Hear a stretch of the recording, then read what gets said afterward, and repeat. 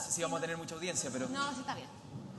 No, Tenemos la audiencia que está escuchándonos al aire, Eso de es hecho. Que es mucha gente, hay mucha gente por el streaming también de Duna.cl y de Radio0.cl. La verdad es que fue buena idea colocar este panel como panel de cierre, porque va a recoger un montón de las cosas que se han estado diciendo acá. Aquí se habló del desprestigio de la política y del surgimiento de nuevas élites. Sería interesante saber si ellos sienten que eventualmente están ayudando a conformar esas nuevas élites que están saliendo a dar pelea, que a lo mejor la política, como la conocemos hoy día, no está dando de la manera correcta. Y aquí tenemos dos ejemplos de movilizados, de personas que lideraron un grupo que tomaron la opción de salir a la calle por sus propias razones. Ellos las consideraron legítimas, muchos las consideraron legítimas y los apoyaron en definitiva. Y uno tiene la pregunta de si todas las causas son legítimas o no. Andrés Benítez colocaba el ejemplo del cacerolazo del Barrio Alto, por ejemplo, que mucha gente lo tildó de no legítimo. Bueno, ¿qué es legítimo y qué no es legítimo al momento de movilizarse?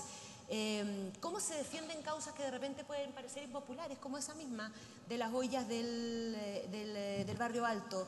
Hay una demanda, lo decía Oscar Guillermo Carretón, por darle sentido a las cosas. Y nosotros creímos que ustedes están en eso. Están tratando de darle sentido a las cosas vistas desde su particular perspectiva, ¿no es cierto? La invitación es hablar entonces de las calles, de quiénes son los dueños de la calle, de por qué se movilizan, de cómo darle sentido a las cosas. ¿Yo? Sí, estoy tratando de arreglar este micrófono porque se despegó, pero Entonces, Juan Pablo. ahí parece que se pegó. Sí, no, ahí está bien. ¿Se escucha? A ver, estaba todo el tiempo tratando de meter un poco la cuchara, pero no puedo partir sin antes sentir que estamos en una sociedad que brinda oportunidades para poder exigir niveles de igualdad, niveles de oportunidades, niveles de menos discriminación y menos clasismo como nunca antes en la historia. Y yo creo que eso se da no solo por, algunos decían, Carlos Peña decía niveles de escolaridad, etcétera, pero yo creo que también tiene que ver con un proceso tecnológico. Por ejemplo, yo hoy día venía en la mañana y no puedo evitar mencionarlo, dado que los invitados panelistas somos puros hombres, lo cual creo que podría reformularse para cuando cumplan 20 años más. Saqué una foto en el Metro Baquedano a una publicidad de Poet, ¿ya? Poet, y salía porque es el multiuso más preferido por las chilenas. Y lo saqué y dije, oye, @Poet Chile, yo también limpio en mi casa el piso, no tienen por qué ser puras mujeres. Y se empezó a armar por Twitter inmediatamente, mientras me venía en el metro, una conversación espontánea sobre algo, y algunos decían, pero tú eres diputado, ¿por qué te preocupas de eso? Solo lo muestro como un botón de que hoy día hay posibilidades de gatillar debates que tienen que ver con causas que se dan en el espacio público, que muchas veces están metidas dentro del sentido común de la sociedad y que muchas veces no nos preguntamos. La causa estudiantil desde siempre ha sido, bueno, todo el siglo pasado, fue una lucha de conquistas de derechos, desde la escolarización obligatoria hasta, bueno, cuando se fue ampliando los accesos a la educación tanto básica, media como superior, y ahora en el 2006 al 2011 una exigencia, yo diría, por igualdad. Por igualdad y por no caer en este círculo no solo de reproducción de la desigualdad, sino de burbuja de deuda, donde era una especie de promesa incumplida. Y ahí yo concuerdo en cierto diagnóstico de lo que planteaba Carlos Peña, pero no en su contenido o acepción como interpretativa de las razones ideológicas de por qué está esta discusión. Pero yo no, en ningún caso podría decir que hay una causa que sea ilegítima. Yo no me burlaría de que haya una movilización en torno a la inseguridad, porque es efectivo que hay problemas de seguridad. La pregunta, desde mi punto de vista, tiene que ver con qué acciones tomamos a partir de esa demanda, que puede ser legítima. La pregunta tiene que ver, ¿es algo mayoritario? ¿Dónde se genera? O sea, los diagnósticos muchas veces tienen que ser más complejos que solamente la manifestación de espontáneamente no sé, un reclamo. Por ejemplo, veíamos el informe del Banco Mundial hace poco tiempo de quiénes iban a pagar la reforma tributaria, y le iban a pagar los más ricos. Entonces, hay un tema que tiene que ver con cómo uno puede levantar una preocupación, lo cual siempre va a ser legítimo en una democracia, pero la pregunta es cómo hacemos que las cosas se hagan distintas. ¿Es realmente el que reclama algo justo el que tiene la respuesta necesaria para un problema? Sí, Juan Pablo, ¿por qué no es a través de la política que hoy día esas cosas se manifiestan y surgen movimientos como los que ustedes lideraron uno que lleva a Giorgio al Congreso, y yo, bueno, tú has ido a la cocina del Congreso en más de alguna oportunidad, pero no, a lo mejor también está en tu horizonte meterte en la política futuro, pero no es hoy día la política, la institucionalidad convencional a la que estamos acostumbrados, la que canaliza justamente esas inquietudes que manifiesta Giorgio. Ustedes están optando también por un camino de movilización propia. A ver, primero, no sé cuándo se van a inscribir los candidatos el próximo año, pero ahí no me van a ver, yo lo he dicho en todos los tonos, que ¿Por yo qué? no me voy a meter en política. No tengo nada contra los políticos, pero yo creo que de las cosas que uno defiende y las cosas en que uno cree se pueden defender mejor desde fuera de la política que desde dentro de la política. Y es cosa de ver hoy día cómo se está separando cada vez más el mundo de la empresa con el mundo de la política. Y ya a nosotros lo que nos interesa, obviamente, es el derecho a emprender, el derecho a hacer empresa, ese tipo de cosas, obviamente corrigiendo muchas partes del modelo.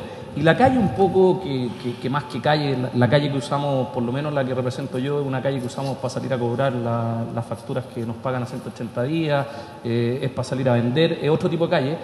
Pero claramente yo creo que se armó esta calle, se armó este movimiento de emprendedores principalmente porque también, considerando lo que se hablaba en el panel anterior, también hay clasismo empresarial. Y hemos vivido, yo creo que los últimos 20 años, en un clasismo empresarial enorme, donde el poder está absolutamente concentrado o estaba concentrado en dos gremios, donde vemos la reunión del CEP con la presidenta y como que ahí se va a cocinar todo y ahí se habla todo y tienen el derecho ellos de definir cómo va a ser el país. Y un poco el nicho que vino a cubrir tanto la Asociación de Emprendedores y hoy día la Multigremial de Emprendedores, esa calle que no está representada por el status quo que existía en ese clasismo empresarial de élite y que también tienen una voz más abajo y que no estoy tratando de decir que soy el Felipe de Río de los empresarios chicos, pero de alguna forma ahí hay un tema de gente no representada, gente que también se siente abusada por grandes empresas, gente que cree que los grandes empresarios perdieron todo el capital social para pelear por su idea, pero que también creen que, y en ese sentido a lo mejor el link con Giorgio es que nosotros estamos seguros que en Chile existen dos vías para la movilidad social. Una es la educación, absolutamente, y la otra es el emprendimiento. El emprendimiento es lo que puede sacar una persona del quintil más pobre y llevarla al quintil más rico en cosa de meses o en cosa de un año. Y eso también tenemos que defenderlo con la misma fuerza que los estudiantes están defendiendo el derecho a educarse y en realidad. Me preocupa una cosa, porque una de las cosas que más me gustó a mí del movimiento estudiantil personalmente, y que no me gusta nada del movimiento estudiantil actual, es que Giorgio terminó siendo diputado y la Camila Vallejo terminó siendo diputada y que terminaron en la política convencional, en la política representativa. Y no se quedaron en la política matonesca de tirar una piedra y después esconderse y no ser responsable de lo que uno hace. Que creo que para mi gusto el gran problema del movimiento estudiantil de hoy, que es un movimiento estudiantil en que uno, cuando quiere ser responsable de algo, ya han cambiado los dirigentes, ya no hay nadie, ya no se sabe quién es. No, yo veo con preocupación que veo que tu actuación ha sido básicamente bastante política y en el mejor sentido de la palabra, y no solo en el tema gremial, sino que veo que también está la multigremial en la Araucanía, o sea, de otros distintos temas. No veo por qué eso no tendría que terminar en la política formal. Es como la política, cuando no dice su nombre, es quizás más peligrosa que cuando dice su nombre, porque uno puede testear, puede decirles que sí o que no a los diputados, y me parece que es un instrumento muy interesante. Y una cosa que me preocupa, y creo que también lo leemos, es justamente este desprestigio de la política, que es una forma también de responsabilidad cívica. Es decir, el ciudadano no es lo mismo que el tuitero. Son dos cosas totalmente distintas. El tuitero cree que es ciudadano, pero no es ciudadano, porque el ciudadano vota y es responsable de su voto. Y tiene que callarse mientras no haya otra elección, digamos. Puede hablar, pero no puede... a mí me preocupa eso. Es decir, yo no creo que la multigremial no haga política, yo creo que no hace política, el tema es no que hace no política, trata de sí. hacer política partidista, Claro, eso. que es muy distinto. Y tratamos, yo te aseguro que emprendedores comunistas y emprendedores de la UDI, los dos tienen el mismo problema para cobrar factura, los dos tienen el mismo problema para abrir una cuenta corriente o van a un banco y les cobran 4 o 5 veces más que una gran empresa. Entonces, cuando tú estás representando un sector que no le mira el partido político, ni el padrón político, ni cómo vota a una persona y que es transversalmente a todos los espectros políticos, claramente no puedes ni casarte con un partido político, no puedes meterte dentro de un partido, no puedes en el fondo decir que le interesa que tal candidato pueda ser elegido. y tienes que mantenerte desde ese punto de vista apartidista. Pero obviamente en las cosas que uno hace, en las cosas que uno dice, en la forma en que uno las pelea, en los videos que uno saca, claramente está influyendo en políticas públicas, está haciendo política. Y el problema concretamente en el último año y medio en este gobierno es que, claro, cuando uno se opone a un gobierno, automáticamente venimos con este problema social que tenemos, que es de encasillarnos en todo y para todo. Y obviamente porque uno dice que está en contra de ciertas reformas de un gobierno, automáticamente lo ponen a la derecha. Es encasillarse. Bueno, le recordamos que la idea es que nos puedan interrumpir y si alguien quiere intervenir, intervenga. Pero por mientras, Giorgio, en ese encasillarse que reclama Juan Pablo, pasó, y me acuerdo en el proceso de la reforma laboral y ahora, fundamentalmente durante el tema de los camioneros y la marcha de los camiones hacia Santiago, se encasilló justamente al movimiento que lidera Giorgio y otras personas más. Los tildaron de fascistas, dijeron que en el fondo que estaban defendiendo a los ricos, que la causa no era justa, que en definitiva no era una causa legítima. ¿Tú defenderías así a uña, abrazo partido la causa de Juan Pablo o te haces cargo también desde que el movimiento social al que tú perteneciste, que tú lideraste, se cree que es el único, que es el único realmente representativo de lo social, entre comillas? No, es que no escondamos la política del debate que subyace a cualquier demanda social. O sea, yo puedo estar de acuerdo y creo que es legítimo que la gente se organice para reclamar algo, pero puedo creer que no tienen razón, que es distinto. Pero eso es sujeto de debate y la gracia, cuando se mezclan las dos preguntas que ustedes hacen, la legitimidad, yo nunca se la quitaría a ninguna demanda. Ahora sí creo que es bueno sustentarlo en datos. Cuando decían los camioneros, yo creo que el gobierno se compró un gran problema con los camioneros porque en una marcha hubieran sido 100 personas.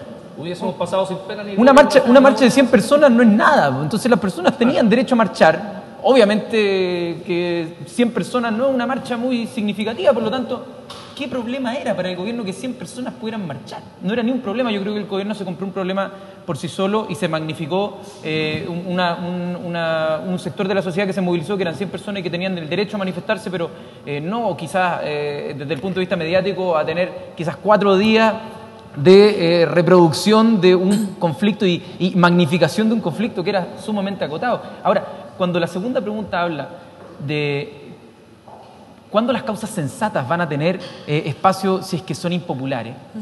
¿Quién define lo sensato? Eso es lo primero. ¿Lo define el CEP?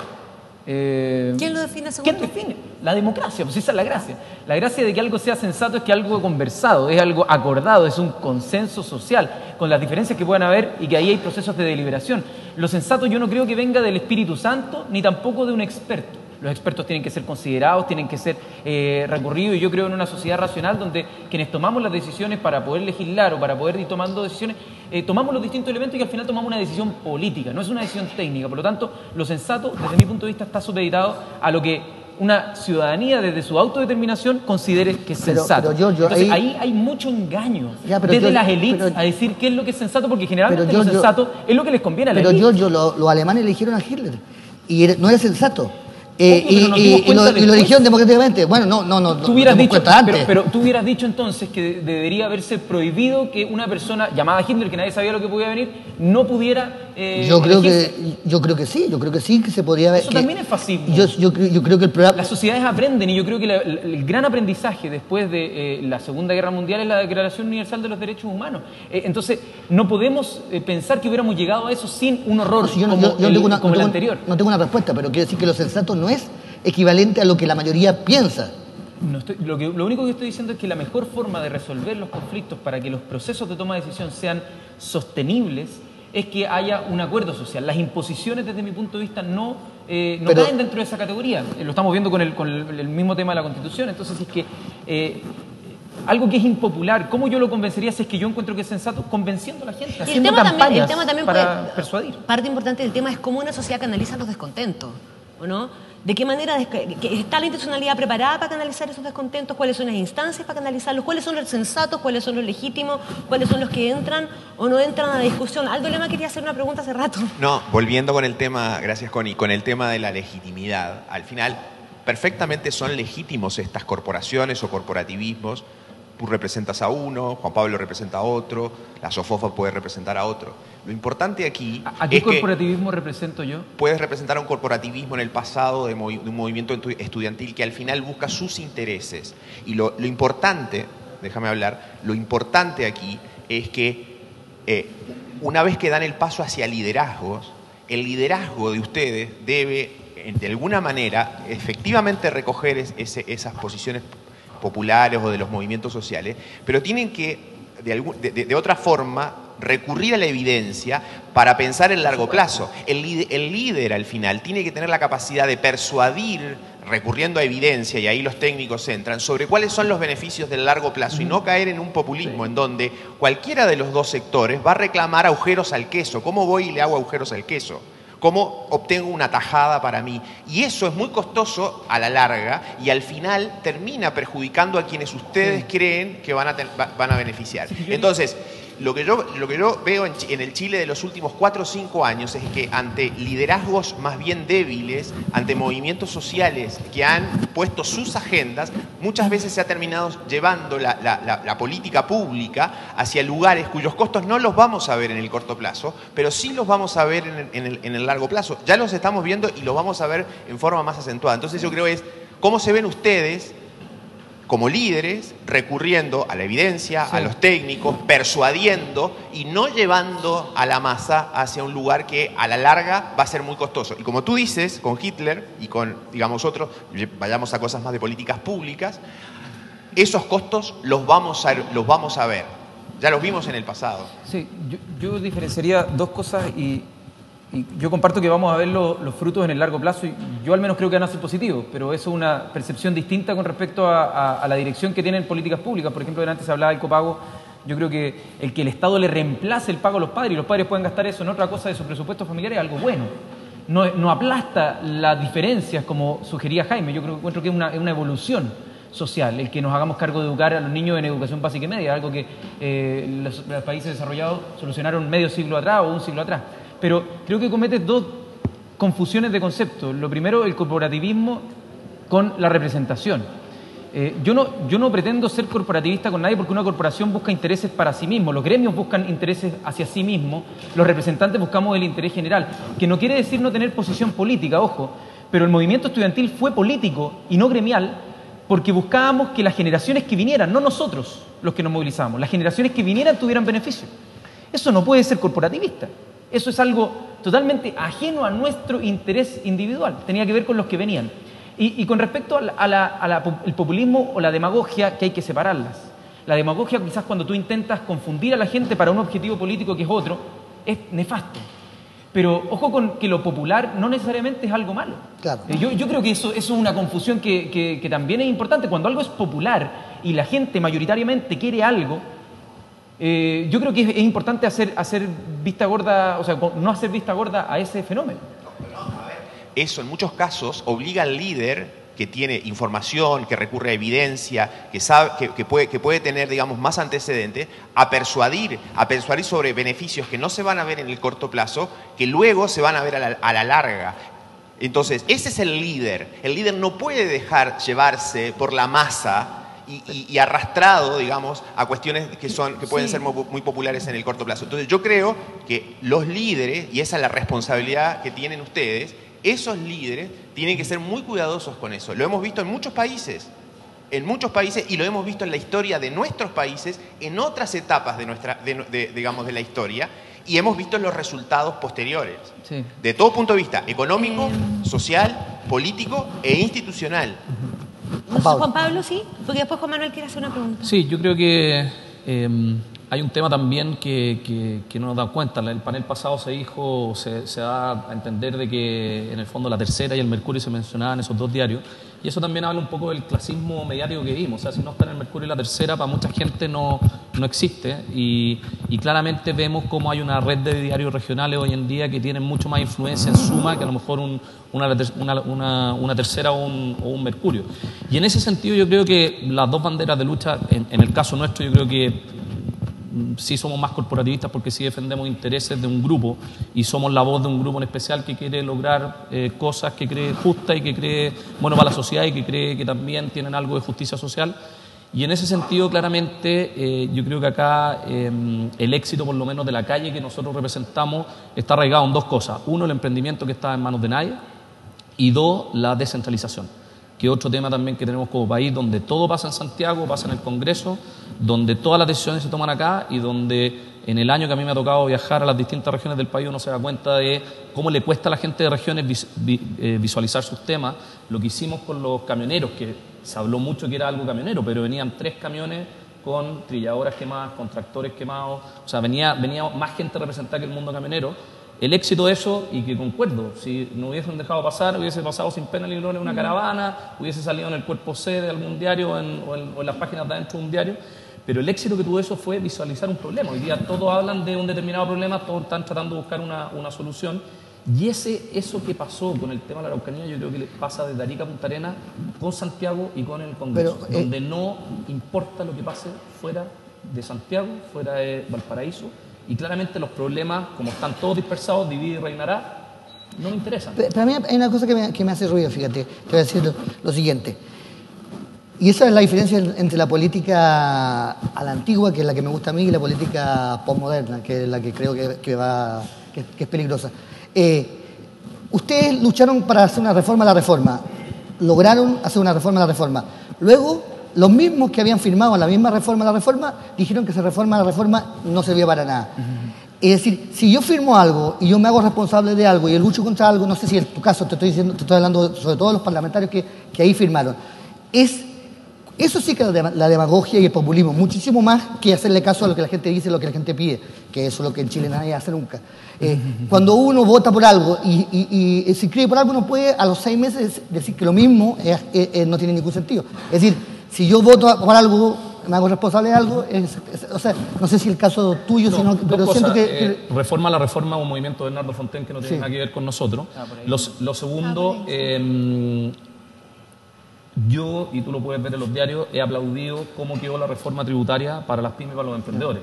El artículo 14 del PYME, que es un problema que es muy enredado y que de hecho lo estamos hablando con el ministro de Hacienda para que sea más simple acogerse, es un artículo que dejó a las pymes lejos, pero por lejos mejor en esta reforma tributaria que antes. Las pymes hoy día pueden pagar el IVA 120 días. Habían antes emprendedores que no podían tomar un contrato con una gran empresa porque el contrato por 50 millones había que pagar 10 millones de IVA y el tipo no tenía plata. Las pymes en promedio van a pagar menos impuestos que las grandes empresas, por lo tanto, y yo lo he dicho públicamente, esta reforma tributaria fue una reforma pro emprendedores, pro pymes, y eso lo conseguimos. Si quedó la cagada con las grandes empresas y los efectos negativos con el país, obviamente es algo que yo no me voy a hacer cargo, porque yo peleé por el grupo que representaba y para ello, efectivamente, si tú comparas la reforma antigua con la reforma tributaria actual, la reforma tributaria actual la protege, los cuida. De escucharlos a los dos, me surge una pregunta, y esto tiene que ver también con parte de los análisis que se habían hecho antes. Harald Beyer y Carlos Peña coincidían en que aquí se había hecho un mal diagnóstico del país a partir del 2011 y de que se habían sobrevalorado eventualmente las expectativas de la gente o los cambios que la gente estaba buscando. El mundo político se asustó con los camiones, el mundo político se sigue asustando con la amenaza, a lo mejor un poquito menos ahora, pero se asustó durante un rato largo, quedó perplejo frente a los movimientos estudiantiles y a la cantidad de gente que esto sacó a la calle. ¿Ustedes creen que el mundo político todavía no logra leer correctamente qué es lo que la calle, y tratemos de hablar de una calle, porque tú hablas de tu calle, pero no, me refiero al mundo del descontento? Sí, sí. O sea, ¿el mundo político está logrando traducir correctamente ese descontento que ustedes representan, aunque sea desde ámbitos distintos? A ver, yo creo que siendo miembro del Congreso, creo que no hemos entendido ni un poco.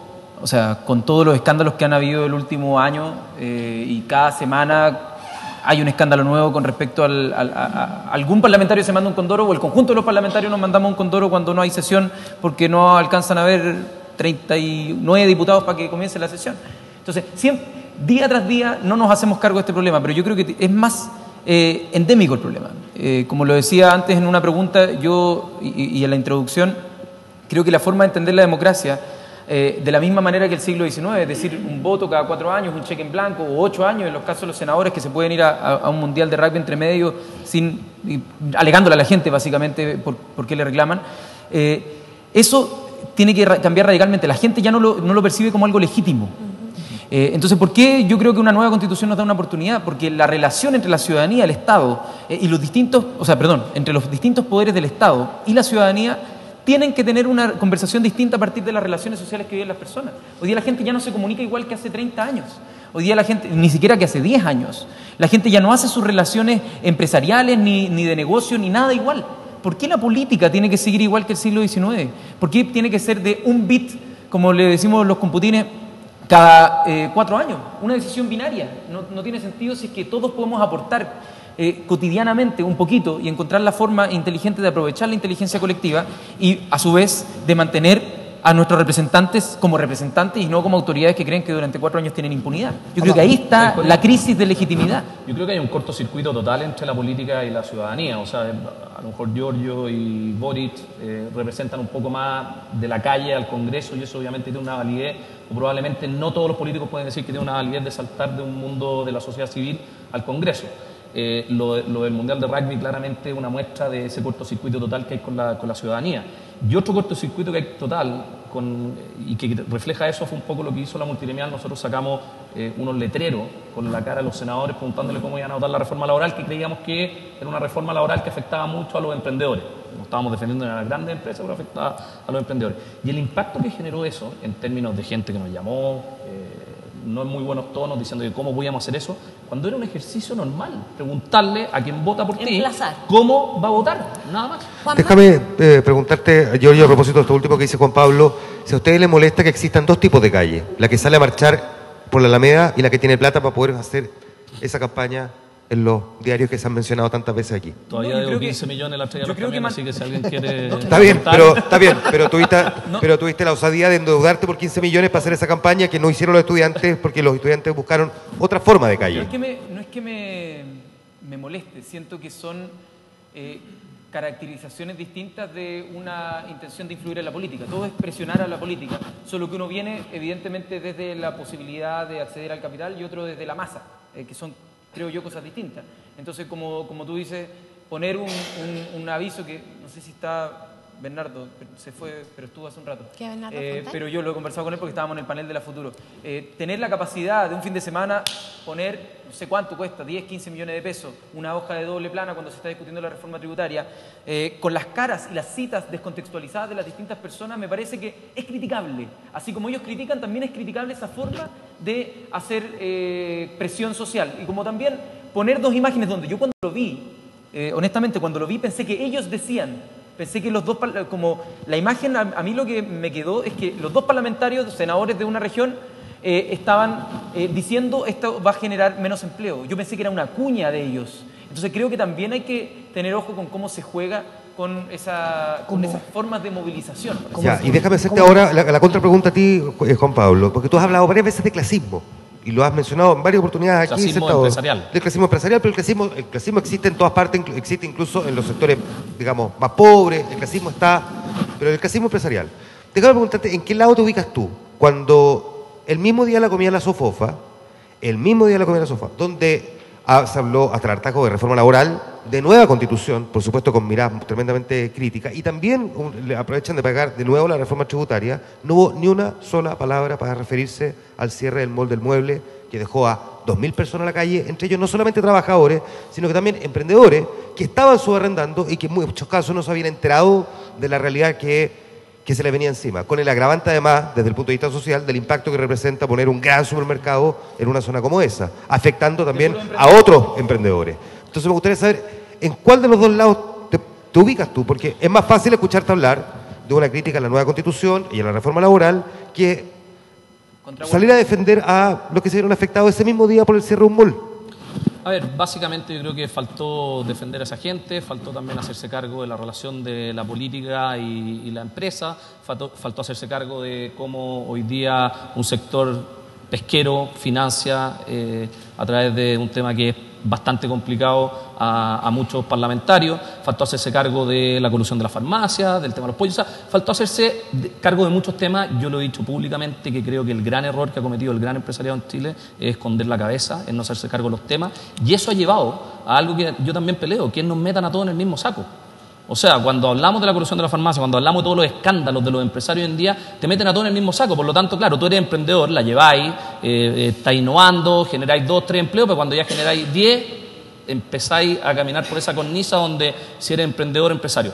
Nosotros le dimos el premio Emprendedor del Año a Marcelo Chicali, el fundador del Liguria, en la Asociación de Emprendedores de Chile. Se lo dimos por 2 cosas. Uno, por pelear para que los horarios de atención en Providencia fueran más grandes. Yo tomo trago gratis. También, me dieron bar abierto, pero Marcelo Chicali decía, yo en el Liguria me gano el 90% de mi plata de día y hasta las 12 de la noche, a mí no me afectaba el tema. Pero resulta que todos los bares que tenían que abrir entre las 12 y las 3 de la mañana, y se puso a defender algo que no lo ayudaba a él, se puso a defender al resto, le dimos el premio por eso, pero él dio un discurso que dijo emprendedor o empresario. Entonces dijo el empresario el malo de la película, el emprendedor el niño bonito, y empezó a hacer, y al final él termina diciendo yo soy los dos, porque tú no puedes cortar el partir como emprendedor y llegar a ser empresario.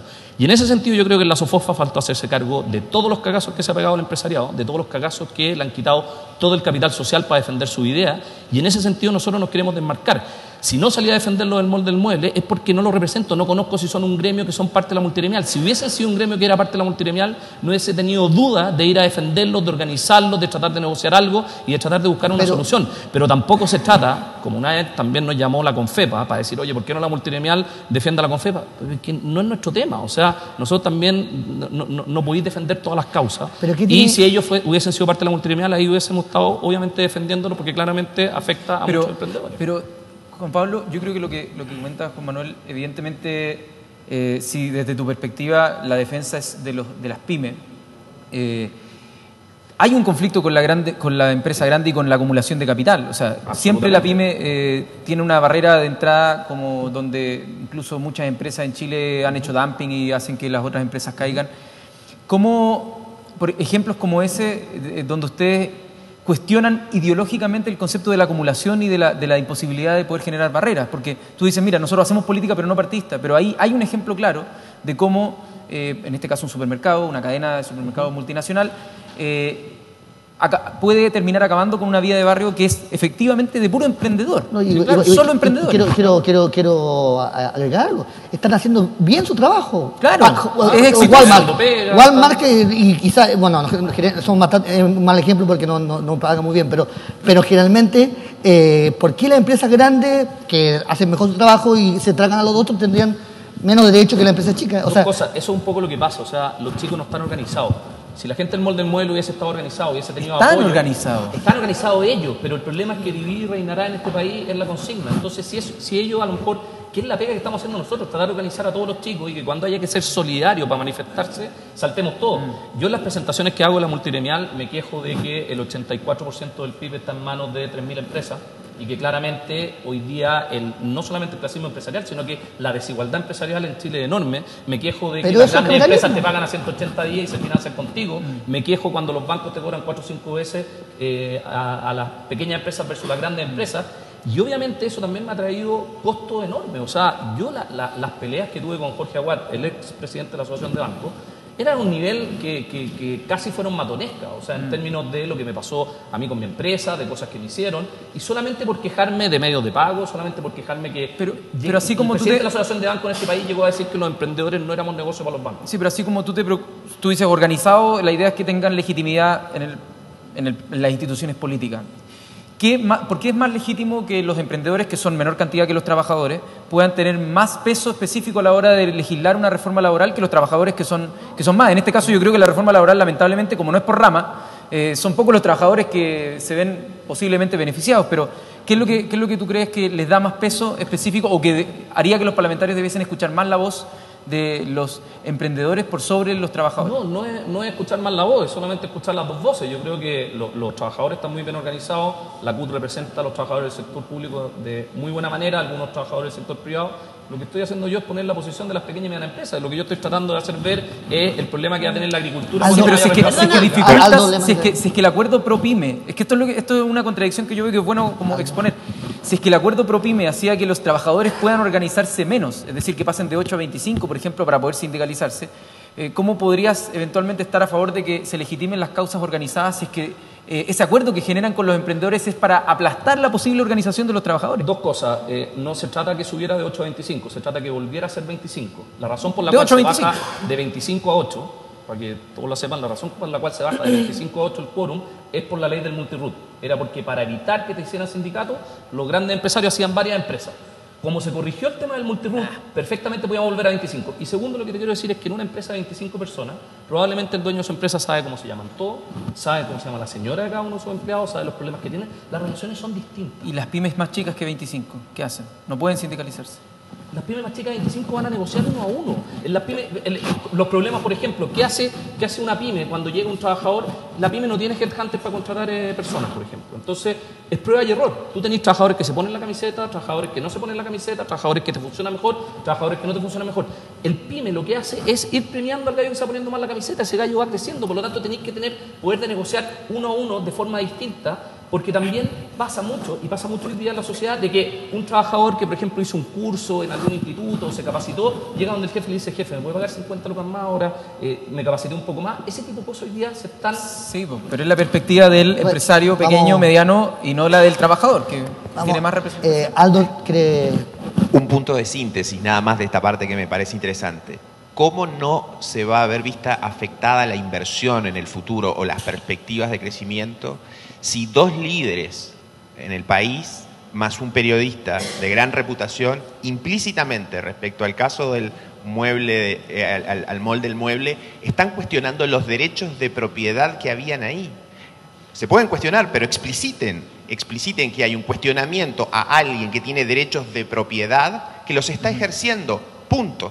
No, nadie está cuestionando los derechos de propiedad, se está cuestionando la forma en que se solucionó el problema, se está cuestionando en el fondo que nadie se sentó a negociar, se está cuestionando que los emprendedores del molde del mueble no tenían una representación para poder sentarse igual a igual con quien le arrendaban. O sea, son cosas de organización, son cosas de representación. Pero lo que entiendo es que quienes estaban afectados estaban informados, y este es un proceso largo que se produce un día y que algunos periodistas o algunos como nosotros nos enteramos de que ocurrió eso. No es así, Aldo. Por eso hago la distinción, perdona, por eso hago la aclaración de que había gente que estaba subarrendando ahí que no tuvo la información directamente del arrendatario. Claro, por eso se produjo este problema. Ahora, entonces, al margen de eso, mi pregunta apuntaba a otra cosa, porque de todas formas, por lo menos hacer defensa del derecho de propiedad, pero cuando se trata de los pequeños, los grandes empresarios no hacen ni una sola mención. Pareciera que los chicos están defendiendo a los grandes y los grandes nunca defienden a los chicos. Por lo mismo, porque es el punto inicial que planteé. Los grandes, los chicos, los estudiantes son corporaciones, defienden sus intereses, y los que tenemos que tener de alguna manera una mirada que sea por el interés general son ya sea quienes interactuamos con ellos y sobre todo los líderes políticos. Aldo, déjame hacerme cargo de esa pregunta porque creo que es interesante y sin siquiera tocar el tema de propiedad, que yo creo que es un debate interesante, desde que se inventa la propiedad, que no es como un derecho natural, sino que es un consenso social de que es la mejor forma de distribuir algo que es escaso como la tierra, o como el espacio material. ¿Qué es lo que le da legitimidad a una inversión? A una inversión también le da lo conocido hoy día como la validación social. Y en este caso, la política tiene mucho que decir a la hora de cuáles son los límites de una inversión. Por ejemplo, si es que hay un ecosistema donde hay un comercio, en este caso de emprendedores, y vale la pena, por ejemplo, a través de un plan regulador, que es una acción política, limitar para que no existan, por ejemplo, edificios de ciertas características o áreas comerciales que no cumplan ciertos requisitos, eso se puede hacer. Y no es que atente contra la propiedad necesariamente. Lo que atenta, o lo que busca más bien, es un desarrollo más armónico de la sociedad, de que las oportunidades se distribuyan igual. Entonces, pero Giorgio, yo voto no yendo a Walmart a comprar. La población vota sistemáticamente. No me gusta la publicidad de Poet, no me gustó la publicidad de Poet, y voy y compro el otro porque está discriminando. Me está discriminando. Entonces, en definitiva, lo que hay es, a partir de la libertad individual, que también está cuestionada implícitamente en el análisis, y es lo que más preocupa, a mí me preocupa porque yo creo que eso, sobre las bases de la discusión filosófica de cómo se va a armar una constitución hacia futuro, hay implícitos muchos cuestionamientos que en el fondo generan una gran incertidumbre que detienen el país, van a detener el país por los próximos 2 o 3 años. Yo creo que es difícil que en Chile salga algo parecido como que no existe la propiedad intelectual. La pregunta es, ¿cuál es la jerarquía? La propiedad privada. La pregunta es, ¿cuál es la jerarquía de los valores a la hora de buscar el bien común? Y cuán justo o injusto puede parecer que sin avisarle a un subarrendatario entre la fuerza policial, como entró, incluso votando a periodistas, fue una cuestión bastante burda, me parece... y generar todo por, no sé, pues Walmart, que tiene miles de millones de dólares de ganancias anuales, y querer un poco más. A mí me parece interesante cómo el diálogo se está dando, porque escuchando los ancianos que hablaron antes de ustedes, se nota un corte generacional bien fuerte. Yo creo que es distinto los hijos de la caída del muro de Berlín que los hijos de la caída del muro de Wall Street. Aquí hay algo de lo que no se habló nada, que es el 2008, que para mí es un cambio de un antes y un después. La ideología que defiende Aldo, que es una ideología perfectamente legítima, también tiene una época y tiene un fin, digamos. Es decir, la propiedad como factor de crecimiento. Y, digamos, hay unos cuestionamientos. Hay una discusión, aquí se ha hablado como que estamos todos de acuerdo en el fondo, y que incluso los que están en desacuerdo están de acuerdo. Que en Chile todos en el fondo estaríamos tan de acuerdo que no sé por qué la gente reclama Estamos de acuerdo en tener la discusión. Pero estamos de acuerdo en no tenerla porque todos empezamos diciendo estamos de acuerdo, y luego el único que estaba en desacuerdo aquí fue Felipe Riego. El resto está todo el mundo de acuerdo. ¿Qué les pasa a ustedes con esa discusión? Yo lo único que planteé es que estoy como... Esto parece el debate de marcianos, demócratas y cristianos del Plan Z. Sí. ¿Estamos de acuerdo o no estamos de acuerdo? ¿O el consenso consensual? No, Consenso consensual. Pero yo partí diciendo que encuentro legítimo que se expresen, pero estoy en desacuerdo con el contenido. Yo creo que fui bastante explícito en eso. O sea, porque creo distinto de cómo debiesen orientarse los pesos específicos de las poblaciones, unas que tienen producto de la concentración mediática y de la capacidad de acumular capital, tienen más influencia a la hora de tomar... ¿Pero tiene un modelo de sociedad distinto a este? Por supuesto. ¿O quieren mejorar este? No, por supuesto que tenemos un modelo de sociedad distinto. Sí, por eso mismo yo creo que la herramienta fundamental para cambiar eso es radicalizar la democracia. Que la democracia deje de ser un espacio cautivo de quienes pueden influenciar más porque tienen más poderes fácticos y pasa a ser la expresión de la soberanía popular. Y eso es democracia para mí. Algunos pueden encontrar que eso es muy radical, pero para mí ese es el principio que se decía incluso en Estados Unidos: la democracia es el gobierno del pueblo, por el pueblo y para el pueblo. Eso debiese ser, y hoy día no lo es. Y esa es la preocupación. Y esos poderes fácticos, por ejemplo, están así que, imagínate la escoba que dejaríamos como multigremial si tan solo sugiriéramos, de que los próximos candidatos a diputados y a senador al menos hayan vivido los últimos 10 años en su región. Pero sería horrible. O sea, se rompe todo el poder fáctico que decís tú, todo el tema que, más que el sistema binominal, yo creo que va mucho más allá de eso. O sea, el tema de cómo te repartes el país para sentarte en el Congreso. Eso también es... Y eso obviamente en el fondo son temas de expresión de la calle, de expresión de las regiones, que claramente pueden de alguna forma empezar a cambiar las cosas. Vamos cerrando, ¿sí? Vamos cerrando. Sí. Agradecemos a la Connie Stipes, Rafael Gomucio, Juan Pablo Suet y Giorgio Jackson por este bloque de conversación que realmente llenó todas nuestras expectativas de poder ir más hacia lo profundo, hacia tratar de permitir, de crear una instancia donde todo el mundo pueda conversar, aunque esté en posiciones distintas, tan válidas todas. Muchas gracias, sobre todo muchas gracias a los equipos de Duna Cero, Grupo Dial, que han hecho posible este encuentro y que todo funcionara bien. Gracias.